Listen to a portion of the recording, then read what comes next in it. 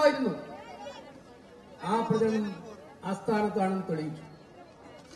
അതുപോലെ പ്രിയങ്ക ഗാന്ധിക്കെതിരെ കുടുംബാധിപത്യം പറഞ്ഞു. ഈ എല്ലാ ആരോപണങ്ങൾക്കും രാഹുൽ ഗാന്ധിക്കും പ്രിയങ്ക ഗാന്ധിക്കും ഐക്യജനാധിപത്യ മുന്നണിക്കുമെതിരായിട്ടുള്ള എല്ലാ ആരോപണങ്ങൾക്കും ചുട്ട മറുപടി നൽകിയ വയനാട്ടിലെ തിരുവമ്പാടിയിലെ മുക്കത്തെ ജനങ്ങൾക്ക് അഗൈതവുമായ നന്ദി രേഖപ്പെടുത്താൻ ഈ സന്ദർഭം വിനിയോഗിക്കുകയാണ്.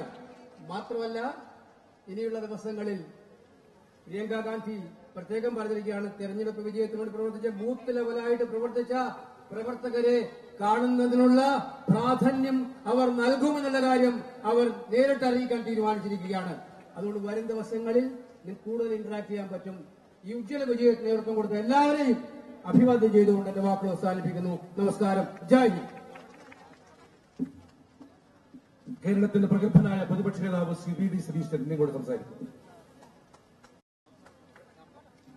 ഏറ്റവും ബഹുമാന്യരായ നേതാക്കളെ, സഹപ്രവർത്തകരെ, സുഹൃത്തുക്കളെ, ശ്രീമതി പ്രിയങ്ക ഗാന്ധിക്ക് ഉജ്ജ്വലമായ വിജയം സമ്മാനിച്ച നിങ്ങളോട് എല്ലാവരോടും ഐക്യ ജനാധിപത്യ മുന്നണിക്ക് വേണ്ടി ഞാൻ ഹൃദയംഗവുമായ നന്ദി പ്രകാശിപ്പിക്കുന്നു. നമുക്കറിയാം, രാഹുൽജിയുടെ നേതൃത്വത്തിൽ വർഗീയതയ്ക്കെതിരായി നടക്കുന്ന ഉജ്ജ്വലമായ പോരാട്ടത്തിൽ മതേതര കേരളത്തിന്റെ, ജനാധിപത്യ കേരളത്തിന്റെ സന്ദേശമാണ് പ്രിയങ്കാജിക്കുണ്ടായ ഈ ഉജ്ജ്വലമായ വിജയം എന്ന് ഞാൻ കരുതുന്നു.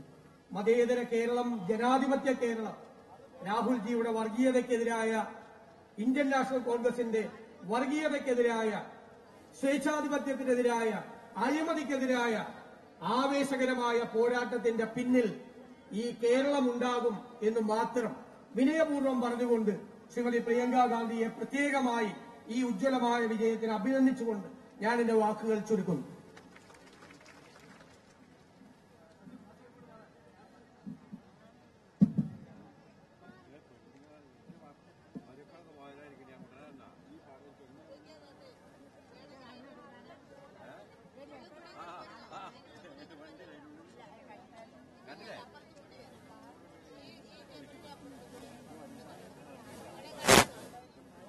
അഭിനന്ദനായ രാഹുൽ ഗാന്ധി